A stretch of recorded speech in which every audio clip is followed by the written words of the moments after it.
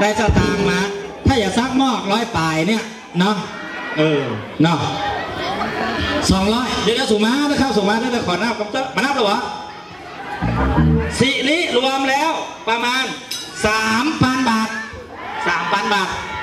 นะครับขอบคุณไว้ณโอกาสนี้นะครับซื้อหวยก็เฮือถูกหวยซื้อเลขก็เฮือถูกเลขรับก็ขอให้ได้เงินหมื่นตื่นก็ขอให้ได้เงินแสนเนาะถ้านอนสแกนขอให้ถึงแสนถึงหมื่นนี่จีมละน้องนะครับสุดยอดเลยลำดับต่อไปจะเป็นเพลงสามชาติไม่น้องไม่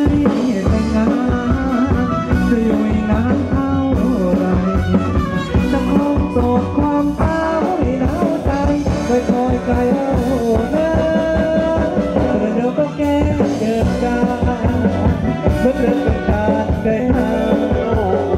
ไรจะมาบองเราบ้าตายอมลาเข้าใจ